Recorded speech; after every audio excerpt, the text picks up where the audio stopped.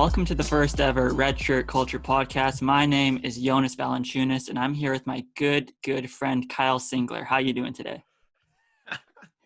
I'm good. Thanks. How is it back in Eastern Europe? Great. Lithuania. I'm with my good friend Linus Kaleza. Okay. Yeah. Are you hanging out with LeVar out there? No, he's back home in East LA, Chino Hills. Shoot. Darn. You came to me with the idea of starting the podcast maybe like 3 weeks ago. And I thought you were joking at first. So I kind of like laughed it off. But then I think maybe 2 weeks ago, you actually wanted to start something. And I think we can offer something somewhat unique. I don't know. Everyone has a podcast these days. If you don't, you're in the minority. But I mean, especially if you don't like podcasts. Like if you don't like podcasts, you're a total idiot. I don't know anyone who doesn't like podcasts, like except for one person. Maybe he'll be a guest. But so we wanted to start one. We're two track athletes at the University of British Columbia. We have a love-hate relationship with running. Sometimes we like it, sometimes we don't, but I think we both like just the team camaraderie and stuff like that. I think we can tell some good stories, and we're also huge sports fans. So always at practice, we're always talking sports. So I think we can provide some fun insight to that and team trips and stuff like that. And then for the YouTube crowd, I also run the True Regime YouTube page. So I assume a lot of you are coming from that. I'm going to share this on the community page. And so I've been doing that. I've been making baseball highlights since 2018. So it's been a lot of fun to kind of build that community up on YouTube. And it's definitely hampered my school grades, but who needs that when you can podcast? So me and Tanner are in the same program, so we've taken some classes together, but he's in more of a finance stream. So maybe talk a bit about how your school has progressed and where you sit now, of returning potentially for a fifth year. Yeah. So I guess Stefan and I have been in class together since 2016. A lot of those classes were maybe kind of our shared electives, but now we spend a lot of our time in Sauder, which is the name of our business school. So even though when we're in class, we spend most of our time either talking about sports or on our phone looking in sports. I remember in big lecture hall, I'll look over across the room. If I'm not sitting beside Stefan, I see he's got no papers on his desk, no pen. He's got his hood up, his hat pulled down, and he's on his computer in his lap watching baseball highlights as our professor's speaking. Just totally disrespecting the class, disrespecting everyone, but pulling out the high marks on the exams. I'm never on my laptop. I never bring my laptop. So you're just spreading lies right now. I mean, like, that is coming from the times when I'm actually there on time, not showing up, rolling in a little bit late to class. Okay. So this guy, we're in this urban economics class. Very nice professor. I show up on time every time, mostly because I have a class right before. And this guy didn't show up once on time the entire term. He showed up 20 minutes late, 25 minutes late. I have a long commute. He 15-minute bike ride. I have an hour and a half commute. So, and this guy, he just shows up to class 20 minutes late every single class. And mostly it's because he decides to run late. I mean, it's student athlete, not athlete student. What do you have to say about that? Well, first off, the bike ride is like 7 minutes, not 15 minutes. So I usually run in the morning. I always plan on getting my run done at 8, and it always starts at 8:45. I'd like to point out that when it comes to the end of term, we receive a mark for our participation. Guess what I got? 100%. I mean, it's an absolute joke. It's disgusting. I can't believe you got that mark. So I don't know. I think there's something else going on there, but it's besides the point.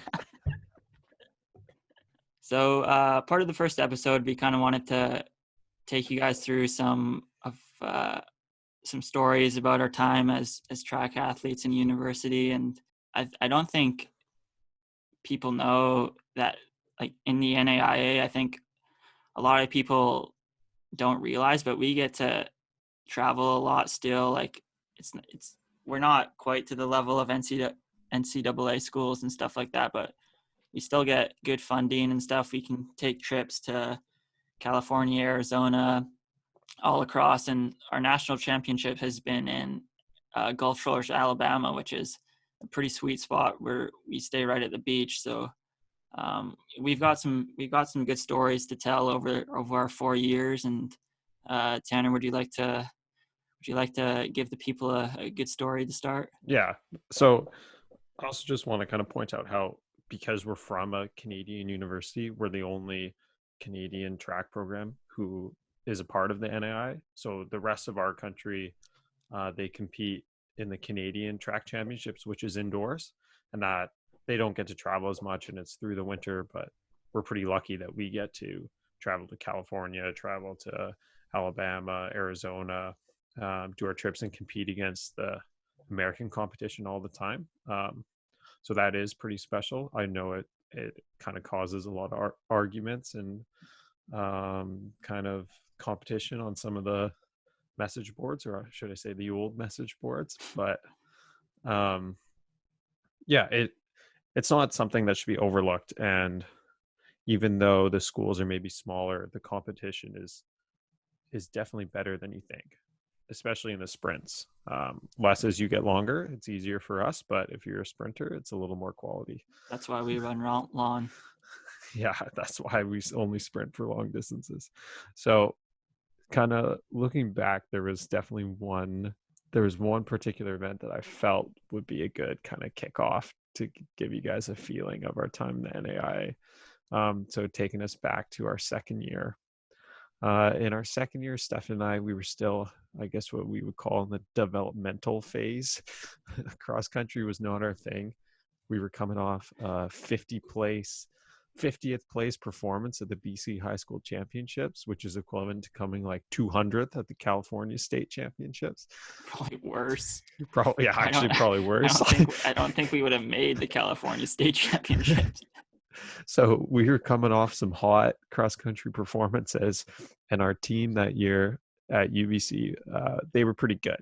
The top 7 was the favorite to win the NAIA championships, but we had to complete a conference championships before we were able to go to NAIA. So in the past, our school had always sent our top 7 to the conference champs, but this year they wanted to try something a little differently. Now, they thought that because the competition at conference champs was what they thought was easier, they would send their B squad out there to bring home the qualification. Just blatant disrespect. Of course, Stefan and I just barely squeak onto the B squad for this big trip out to the conference champs. So we find ourselves going to Bettendorf, Iowa. Better known as Quad Cities. Yeah, better known as Quad Cities. So if you've never been there, which I hope you never have, it's a long trip out there. The airport is the size of a shopping mall, a strip mall, and it has no car rental company. So we roll up, we unload from the plane, and we're trying to rent our cars. They have no car rentals for us. So there's one guy in the city who drives everyone around in his own personal vehicles. So we've hired this guy, let's call him Sarge, for the rest of the time that we're there. And he's ripping us around Bettendorf, Iowa. When we were there, our coaches, we realized that they're pretty stressed out. They're starting to realize that they've sent the goon squad out there to bring home the qualification for nationals. And Stefan and I are getting texts from our coach the night before, asking how we're feeling, reminding us of the game plan. we're kind of starting to feel the pressure, knowing that there's not too much trust in us to deliver here. And I mean, in their defense, we didn't exactly have the best track record. But when it comes to the actual race, we start off sloppy start. All our guys were falling behind. Our top runner stopped to tie his shoe in the first 100 meters of the race. But we came back and we ended up beating our arch rivals, the Ozarks, and swept the podium going 1 through 5. Now, the real I wasn't a part of that 1 through 5. Yeah, Stefan was still developing.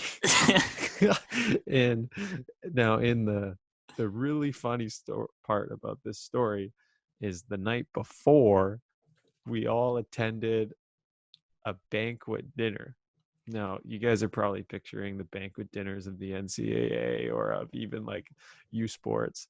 This thing was held in like a Super 8 motel conference center with food that smelled like sweaty feet.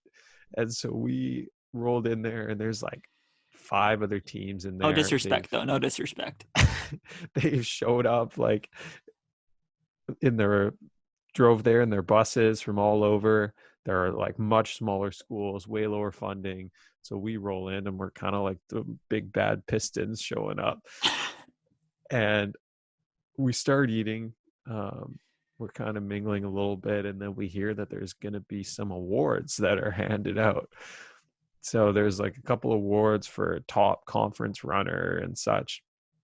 And then they start handing out these things called champions of character. And right away I'm like, oh, this is stupid. Like, who gets this stupid award?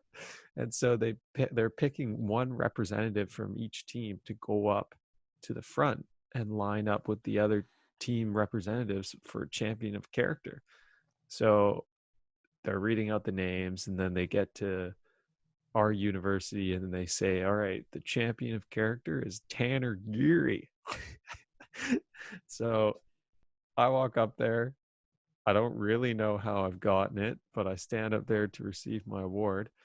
And then they decide to go through the line and explain what each person has done to receive their award.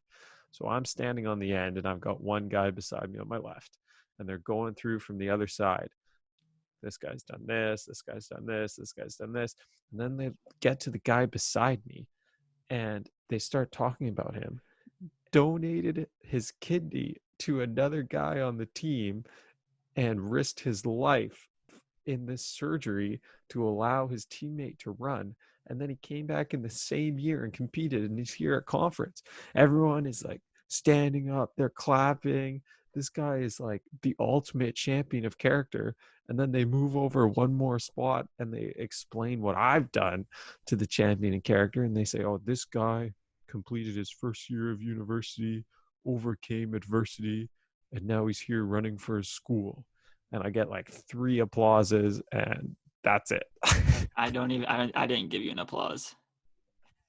Yeah, no one did. I didn't deserve it. Compared to this guy, I was ready to go back and sit in my seat.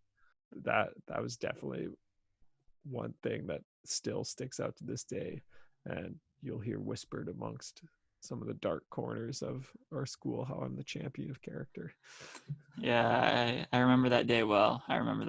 Some nice spaghetti at dinner, and then capped it all off with some sweaty bread. You getting compared to someone who donated their kidney. So great. It's good story. Good to start it off. So as for me, I was going to tell one story that I told you about, but I'm going to switch it up. I'll save that one for another day. It's a good one, but I'm going to save it.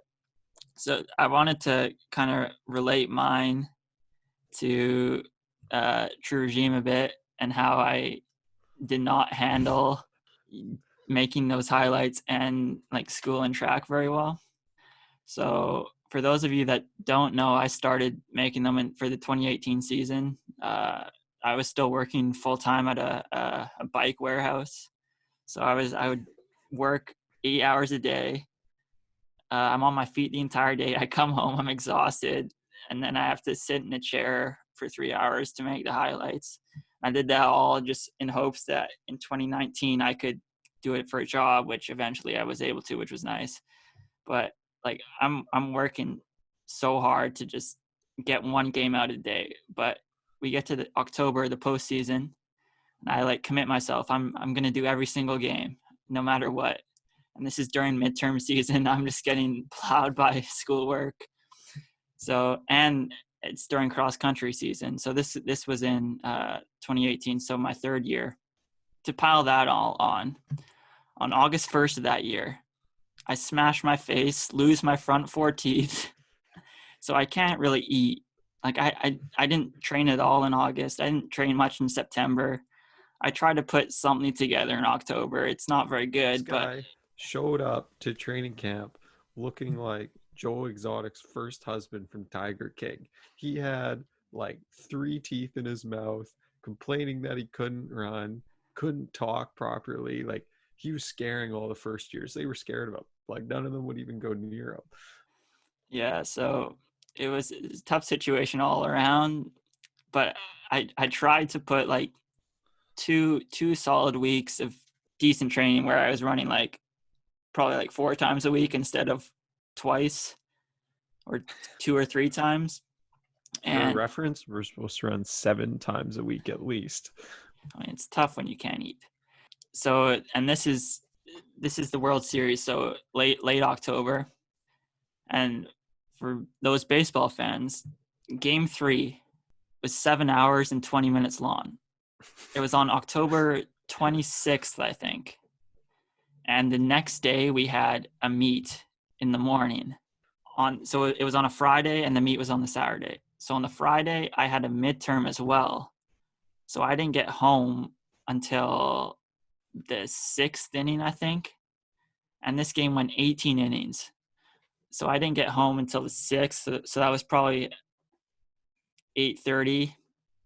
And then I had to screen record for 7 hours and 20 minutes.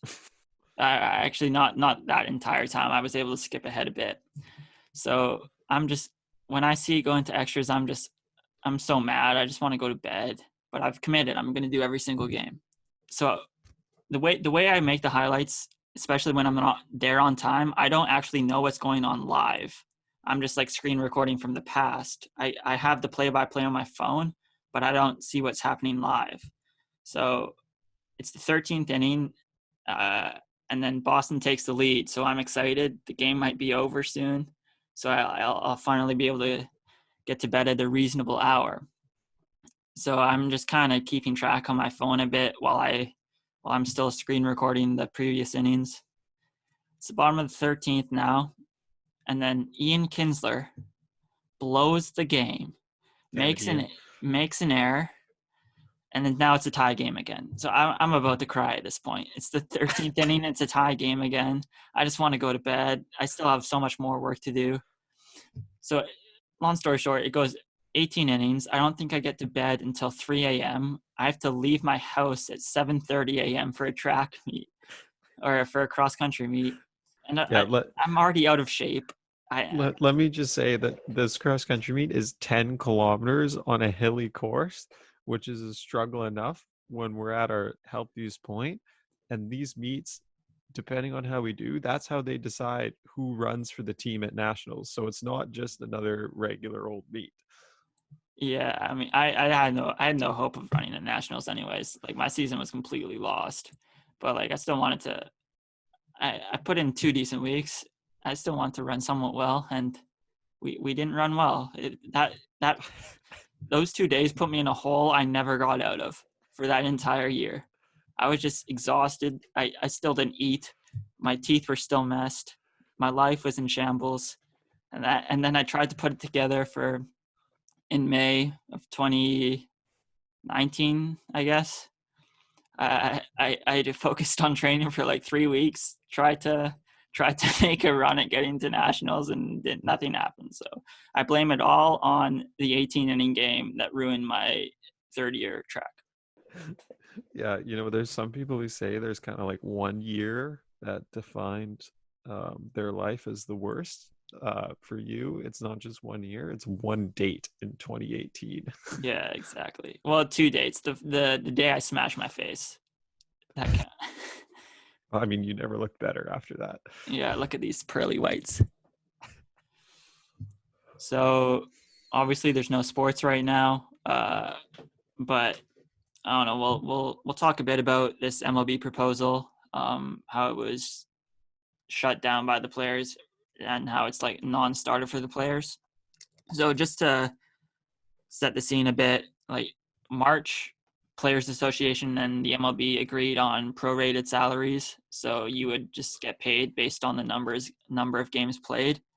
And then on May 4th, there was a report by Trevor Plouffe, who's an ex-MLB player who most notably played for the Twins. He said that the proposal was going to be on June 10th. Spring training 2.0 was going to start. And then on July 4th, the season was going to start. So, like, everyone's super excited. The season's going to start. Baseball's going to be back. Then the MLB does a little switcheroo for the actual proposal. And they say they're going to do a revenue sharing, 50-50 split. The main reason why is because of this little switcheroo that they pulled without, because they already agreed on the prorated salaries. So now the revenue sharing obviously isn't that. But another reason why is the revenue sharing it's different than, like, say, the NBA. So NBA revenue sharing, that's kind of what creates the salary cap, but baseball doesn't have a salary cap. So in the NBA, if revenues increase, the salary cap will increase, which gets players paid more. But in baseball, revenues are increasing. The players don't benefit from that because there's no cap to increase. So what the players are arguing is that because the revenues are decreasing, they shouldn't have to take a brunt of it. Instead, just like, because now, like, the NBA, because revenues are going to go down, so that means the salary cap is going to go down. So the players are going to take a brunt, but that's the risk reward, because they also benefit if revenues increase, but baseball doesn't benefit from any, or the players at least don't benefit from any increase or decreased revenue. So that's kind of where they are having a stalemate. And yesterday I was pretty, like, I don't know, I was thinking maybe this MLB season won't happen at all, but I don't know. I think there's so much at stake. I think they'll be able to figure something out, but you also have to take into account, like, the health and safety of the players. Sean Doolittle, who's relief pitcher for the Nationals, had a really good thread yesterday just explaining how the coronavirus is going to affect their health and stuff, how there's still a lot of uncertainty with it all. So I think, I don't know, we'll see. It's probably going to be a pretty ugly battle between the Players Association and the league, which, I don't know, isn't ideal when unemployment rates are so high and they're just battling about money. But I don't know, their players are entitled to their contracts, but we'll see what happens.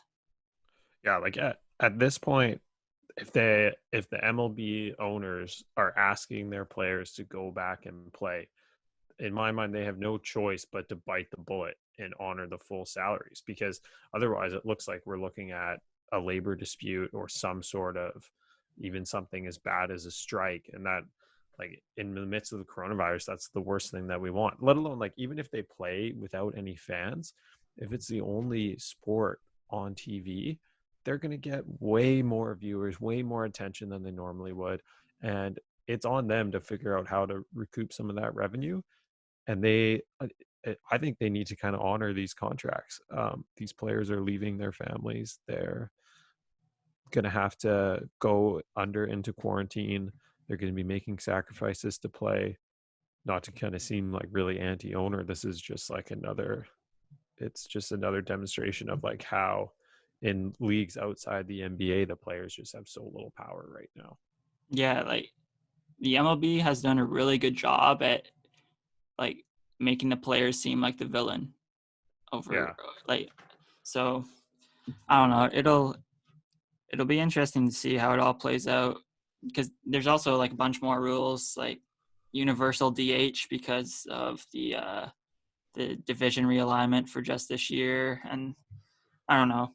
We'll see. There's more playoff teams now, which will increase TV revenue because there'll be more games. But I don't know. We'll see how it all plays out. And the safety is most important, but that baseball will be able to return. And I don't know. Baseball's my favorite sport, obviously. If we could get more eyes on the game and if it could be the only sport back, that would be really good. So we'll see how negotiations continue to go, and hopefully it'll be back where players can be safe and they can be paid properly and stuff like that. So Yeah, like as far as the money part goes too, if it outside of sports teams, like all these companies, they're taking huge hits during the coronavirus, and MLB teams, NBA teams, NFL teams, they're just raking in the revenue, especially in the larger markets for all other years.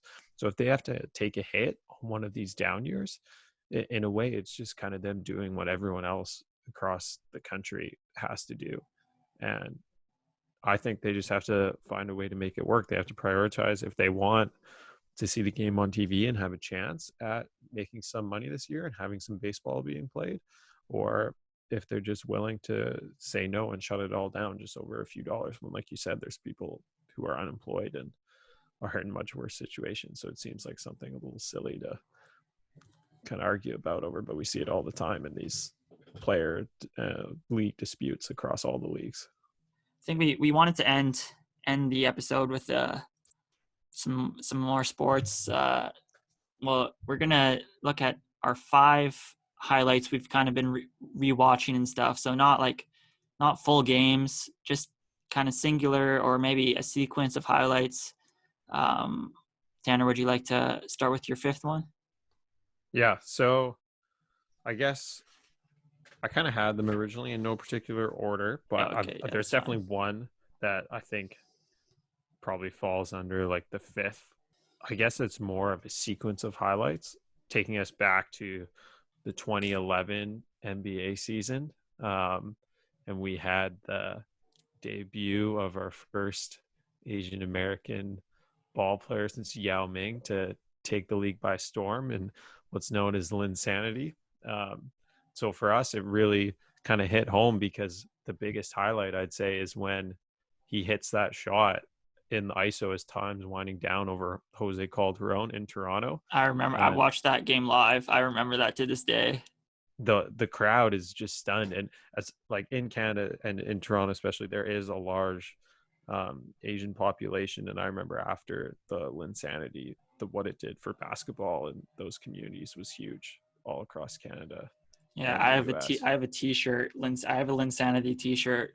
Like that was like one of my favorite. It's one of my favorite NBA moments of just seeing him go off every day, and like I don't know, it's pretty cool to see someone who's like was so unheralded, went to Harvard, undrafted, and was able to make a name for himself, and was able to make pretty big contracts over 2 weeks in the NBA.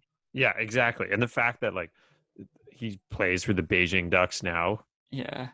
That's not a big deal. Everyone remembers him for this Linsanity. He's from a regular high school in Palo Alto. Like you said, I think a lot of us saw that it was kind of more of what we felt like was a regular person reaching kind of a stardom level in the league.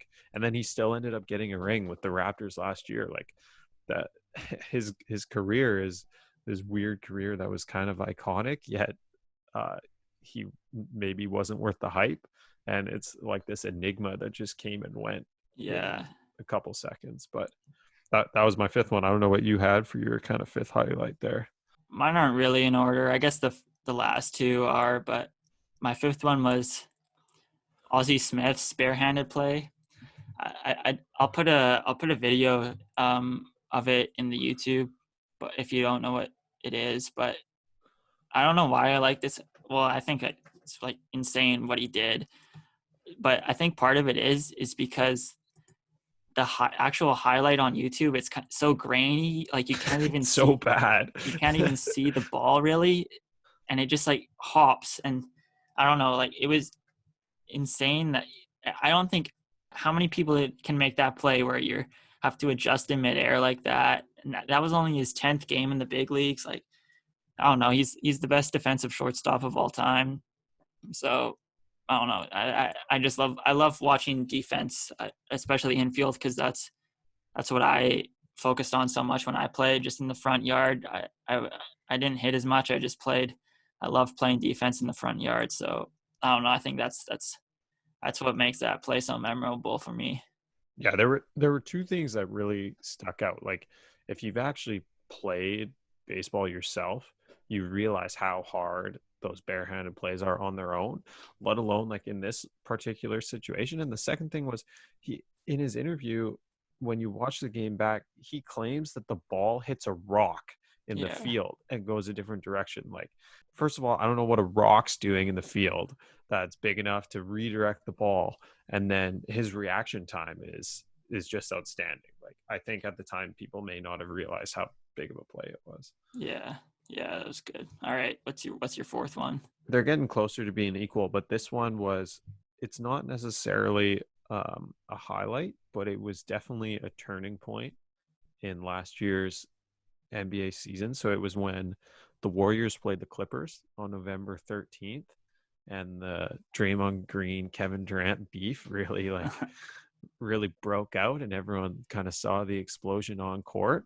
Like, going into it, I had my own feelings about Durant and Green. I didn't particularly like either of them, but Durant definitely, I think, had a reputation of maybe being a little wimpy. And after seeing this, I think there were things that were said that maybe shouldn't have been, but there was definitely probably some truth behind what was being said and the reaction that was seen. Yeah, if you want good context about, Draymond Green was on, I forget the name of the podcast, but it's the podcast with Matt Barnes and Steven Jackson. It's like 2 hours. I watched it all. It's really good. It kind of goes into a bit about that, but also Draymond's entire career. And I definitely went out. I kind of always liked Draymond. I don't know, I just liked his fire and stuff, but I really like him now after that interview. I thought it was really good. So whoever maybe either hates Draymond, or if you love him, like, I think it's a good interview to kind of get to know more about him and stuff. Yeah, and I think like now we can really kind of tell who was in the right as far as their principles in that argument, just seeing kind of the wake of destruction Durant leaves where he goes and how he's not exactly most beloved by his teammates. But then we can look now at like how, even if regardless of how you feel about Draymond, how great of a leader he was, his game may be unorthodox, but if you take a look at this last year, like, they were the most garbage team I've ever seen play. I saw them play in person in Portland, and the fact that an all-star in Draymond like brought the fire every night, and he motivated what were a bunch of like 20-year-old college kids who seemed to not even care what was going to happen in the game. He went out there every day, kicked their butts, and tried to win. And they're definitely, like, I'd say 90% of the all-stars wouldn't have done that. So that rose his stock a lot. Yeah. So my fourth one, little March Madness. So I love March Madness. I was so sad when it got canceled. The first day March Madness got canceled, I rewatched the entire 2019 national championship. I love this Virginia team so much. I think it gets disrespected, but the highlight that I have for number 4 is the Kihei Clark to Mamadi Diakite's pass in the Elite Eight. So if you don't remember that, so Carson Edwards at Purdue is going off. He had 42 points in the game. And throughout the second half, Purdue was kind of chasing Virginia. They got down by like 5, 6, 7 points at points, but Carson Edwards just kept raining threes, keeping them in the game. And eventually, with like, I think it was like 1:30 left to go, Carson Edwards banks in a 3, gives Purdue a 2-point lead. And then eventually they stretch it. So dirty. They stretch it to 3 points. And then Ty Jerome gets fouled. So he makes the first one. Purdue has a 2-point lead with 5.9 seconds to go, I think.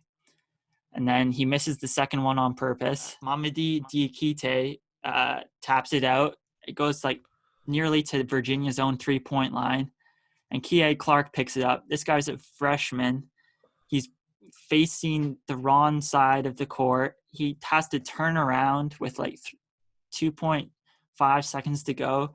Kyle Guy's yelling at him to pass the ball. Ty Jerome's yelling at him to pass the ball, but he doesn't listen to them. He fires a pass right to DKT, right in the shooting pocket. Tie game. Virginia wins. Virginia beats Auburn, and then Virginia wins against Texas Tech. And I love this team so much.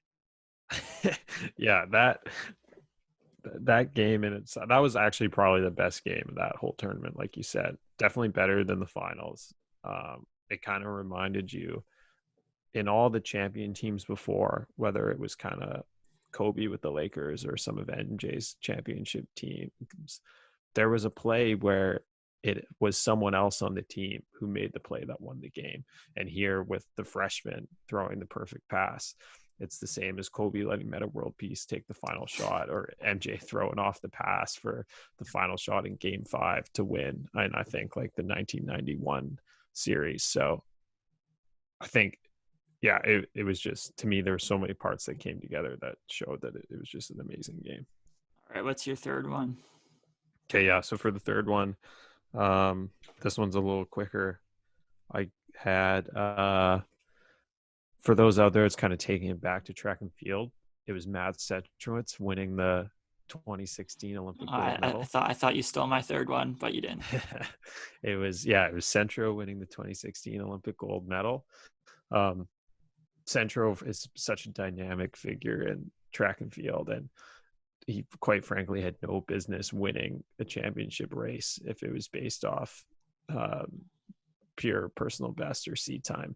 But there's maybe no one else out there on the international circuit who's better at placing himself in the right position throughout the race. And if you go back and watch that race, everyone had their eyes on Kiprop or someone else, but he controlled the whole race from the front. And I remember just the disbelief as he came down the finals to win, and the final stretch to win. And for those who out there who know a bit about track and field and know Centrowitz's personality, for once in his life, he was speechless, and he just gave the camera like a shrug as he could, like, because he couldn't even believe that he won. And that whole sequence just gave me chills.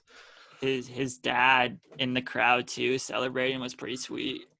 Yeah, his dad's a pretty legendary track athlete in his own right too. So yeah, I like watching that race, and that leads to my number 3, because my number 3 is also track. So I was worried you're gonna steal mine. This is my favorite race of all time. It's Usain Bolt's 2008 100 meters, where he's just celebrating with 70 meters to go. It just shows how dominant he was. Like, he got a bad start and he just accelerates. He accelerates while he's celebrating, pretty much. Like, I don't think Bolt gets the respect as like a dominant athlete he deserves. Like, every 4 years, we all know, but people think like Muhammad Ali, Tiger Woods, like those, like, dominant, but Usain Bolt is right in that conversation. And because I think I was listening to the Bill Simmons podcast, and they were talking about like dominant athletes, and he said Muhammad Ali and Tiger Woods, and like Bolt deserves to be in that conversation easily.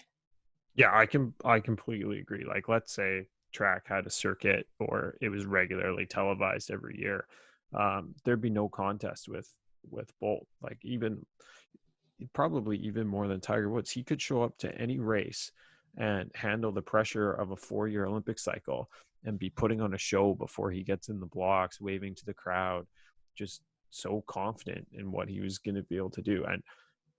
And when you're in the 100 meters, if you start celebrating with 70 meters to go, like, the normal person has no business doing that. Like, he broke the world record in that race, but he could have taken off like another 0.2 of a second. Yeah. I think he's the most dominant athlete of all time. Like, he just destroys people. And yeah, like, I think that's part of the reason why I like that race so much, is because it kind of, after it's done, you still get to think about it. Like, what if he didn't celebrate? How fast would he run? Yeah. The race never actually like dies in your head, if that makes sense. But yeah. All right. What's Okay. your set number 2? Yeah. So moving on from there, number 2, I think kind of deciding between these last two. Okay, I know which is the best. It hits hard from home, but this number 2 is last year once again in the NBA playoffs. As you can kind of tell, that's probably what I watched the most. But it was when Damian Lillard threw down the dagger to knock the Thunder out right in Paul George's face. Um, the the Trailblazers had no business winning that series. The Thunder were like 5th overall in defensive efficiency, and Lillard was really the only reason that they were still in it. He got put in 50 points in that game. He put down like 34 in the first half, 55% from 3. His stat line was just insane. And even in that game, they came back on a 28-6 run in the last 6 minutes. So like, even though the fact that he was having such an amazing game, for him to pull up from the logo from what, like 35 feet, 37 feet, at such an important moment, that's a tough shot. Yeah. Paul George was all over him. At first, like, I always thought that was like a terrible shot, and he could have gotten more separation, I think. But I was rewatching the 2016 finals. I don't know how long ago, maybe 3 weeks ago, and the final possession, or one of the last possessions, when Curry is being guarded by Kevin Love and he tries to take him off the dribble, he like forgets that his best attribute is his range, and he had an open 3 from 35 feet and he didn't take it. He tried to take him off the dribble. So I think like Lillard realized, like, my range is my best attribute. I'm going to use it and I'm going to beat you with it. And I think that's like the best part about it. He like, I'm going to beat you with my best. Yeah, he was just on another level. Like, you see that in some playoff series where there's a guy who's just so hot that he's unstoppable. In hockey, sometimes it's a goalie. In basketball, it's one player. But yeah, this was the demise of the Thunder. We then saw the explosion of their team. So what do you have for your now? They second have one? about seven picks from the Clippers, so I think they'll be fine. All right. So my second one, it's the Rajai Davis 2016 Game 7 home run. Like, this home run's gonna be forgotten, and it shouldn't be. Like, this so clutch. Even though, I don't know, you can debate if clutch is real, but in that moment, clutch, like, that was a clutch play by Davis, and like, just everything about it, like the droughts behind the Cubs and the Indians World Series. And then, I don't know, I kind of like LeBron and J.R. Smith are going crazy in their box after I think JR didn't have a shirt on, and as usual.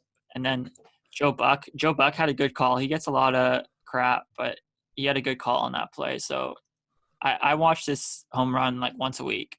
I have no association with Cleveland, Chicago. I just think it's one of the biggest like what ifs.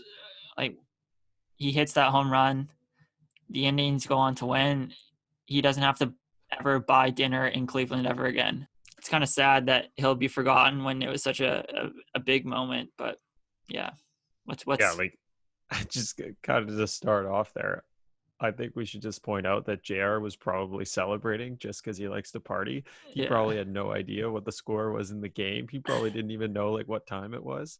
So the fact that he was celebrating, I'm gonna maybe attest that to something else. But this is a highlight which could probably be number one. Yeah. The Indians had fumbled away like a 3-1 series lead, and if he didn't hit this home run, they could have been in for some dark times. Yeah, I mean, they're still in. They didn't win it, so the Cubs actually won, but it gave them hope for at least. It gave them like something to look back on that was positive. Yeah. Except it, once they think back upon it, they'll just realize that they lost and they'll start to be sad again. But now at least they have the Cleveland Browns, who suck as well. Moving on from the sadness in Cleveland, my top pick takes us to Super Bowl 49. Malcolm Butler steals the show from Russell Wilson in what was a play which struck hard. For us up here in Vancouver, the Seahawks are what many of us consider our NFL team. And we felt like that was ours to win. We had beast mode on our team. He'd taken us there throughout the entire season. And even though like in that moment, Malcolm Butler wasn't supposed to be in that position, and it was a play that if it was drawn up, he wasn't even supposed to be there to make that interception. But even that was Pete Carroll's style, and I just think like he should have just given it to Marshawn and let him punch it through for the win. Yeah, I think everyone thought he was going to get the ball. I don't know. There's always like those conspiracies about, I didn't want to give Lynch the ball because I wanted Wilson to be the Super Bowl hero. But I don't know. I could have been back-to-back Super Bowl champions. Like, it's kind of it is a big what if, because Russell Wilson getting 2 that early in his career, like, I don't know. Obviously, he hasn't gotten back to the Super Bowl since, but having 2 that early in your career is like pretty legacy defining. So for my number one, the Blue Jays are my favorite team, of course. And of course, what else can be a number one other than Bautista's bat flip in Game 5 of the 2015 ALDS against Texas. My high school was super good with like putting games on in the CAF. So I got to see like a lot of the games at lunch and stuff, just in the CAF and stuff. They would put it on the big projector and stuff. But this one I had to go to English class because it started at 1 p.m. Pacific time. I had to go into English, but me and my buddy had it on our phones. But I was able to get home in time for the 7th inning, which is the infamous inning, the greatest inning of all time. And I think the reason why this like moment is so big is because it kind of felt like this game was being ripped away from us, just from general misfortune, just like the umpires, like that run where Sin-Soo Choo like put his hands out and Russell Martin got interfered when he was throwing a third. I don't know. It just felt like it was being taken from us. And then of course the next inning, Elvis Andrus makes 2 errors, just absolute mayhem. Donaldson ties the game with a bloop that could have been caught if Rougned Odor read it properly. And then Bautista hits it, an absolute missile off of Sam Dyson, who used to be in the Blue Jays organization. The rest is history. Like, it's the most important bat flip of all time. And then we lost in the ALCS, which is, I was thinking about that today. I went back to watch some of the ALCS stuff. If the Jays somehow won the World Series that year, Bautista like had 2 of the biggest home runs ever. Like, Bautista is kind of similar to Rajai Davis's home run. So Game 6 of the ALCS, the Royals have a 3-2 series lead, and it's the 8th inning. Bautista hits a 2-run home run to tie the game at 3. It was a super clutch play, and then we give up the lead in the bottom of the 8th, and then the top of the 9th, we have runners on first and third with no out, and we don't score, and that ends our season, and I'm sad again. Yeah, I think the bat flip, that's a play that even people who don't like watching baseball or understand baseball or can tell you, name even 5 baseball players, they know that play and they remember it happening and they remember watching the highlights. And like you kind of led into, for a bit of context, it wasn't just this arrogant bat flip. That game was one of the wildest games I've ever watched. And even the play right before, where the Rangers took the lead, like, that was on something that could have been called a dead ball. It was questionable, and it kind of felt like they were coming back against all the odds, and his missile just shut them down. Yeah, because the Jays like fell behind 2-0 in that series, and we clawed back in Texas. We won 2 games. I don't know. We were feeling good heading into Game 5, and then that top of the 7th inning just rips your heart out, and then Bautista silences it all, and that's the loudest I've ever heard a stadium. Like, the cameras can't even stay still. like Ryan Goins is going crazy, Marcus Stroman's going crazy. Like I'll never forget that moment. But we didn't win the World Series, so that's just terrible memory now. All right, so I guess that kind of wraps up our first episode. I think we're going to be doing this once a week, most likely. So if you have any questions for us, you can just leave them in the comments of either the community post I upload or the actual YouTube video, and we can maybe get to them. But we'll try to do one episode a week, and we'll kind of go from there and see how everything goes. Yeah, I think that's good. We'll be up and running on Spotify and Apple Podcasts and some of those other ways, so you can listen to it during your commute if you can't tune in on YouTube. But cool. Yeah. All right. Well, we'll see you all next week. Okay. See ya.